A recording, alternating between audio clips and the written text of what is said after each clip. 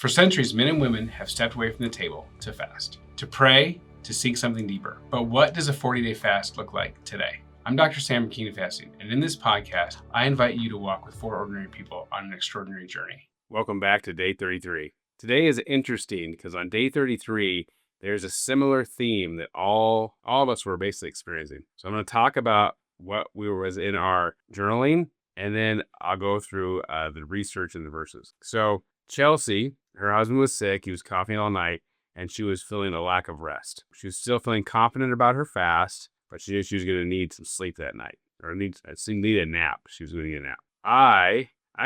So I'm in day 33. We're 7 days from, and I was tempted to just stop at that point. And you're going to get these temptations to just quit and be done.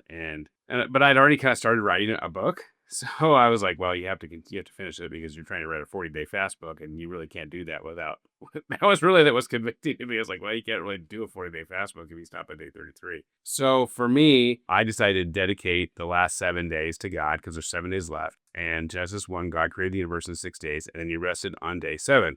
And that also, it was Sunday. This was a day of rest for me.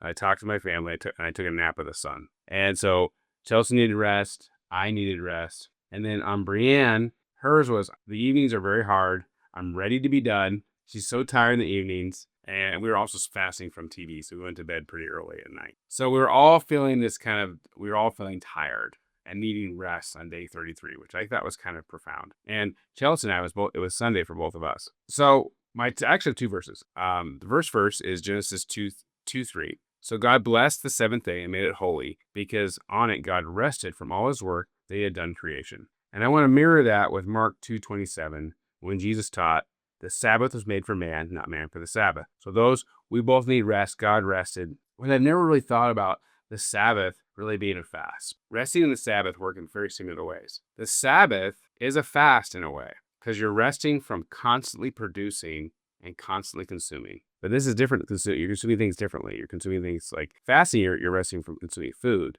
but you are resting from some sort of like daily consumption that you have with work or with your activities as far as like your entertainment. You're resting from those kind of things, consuming and producing.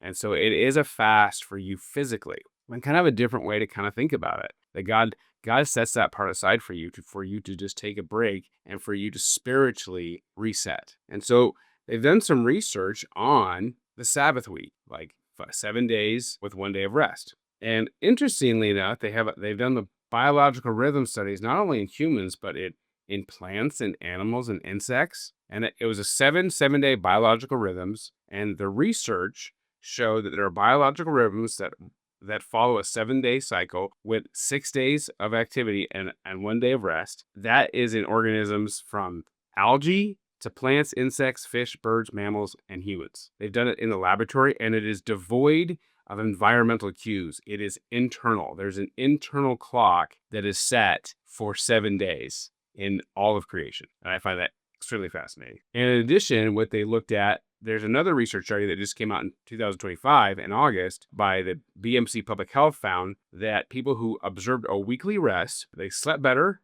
they felt less fatigue during the week, and they reported overall improvement in mental well-being. So rest is not just a luxury, but a physiological necessity. So you need to rest. Your body needs that time off. You need to fast from working, producing, and consuming. So today's fasting fuel is actually, Chelsea has a matcha latte, a fasting matcha latte that you can have while you fast. It's not sweet, and it's not the latte you're going to get at your local coffee shop, but we're going to put that recipe in the show notes for you. Rest from food, rest on the Sabbath, and after you had some good sleep, I'll see you tomorrow on day 34.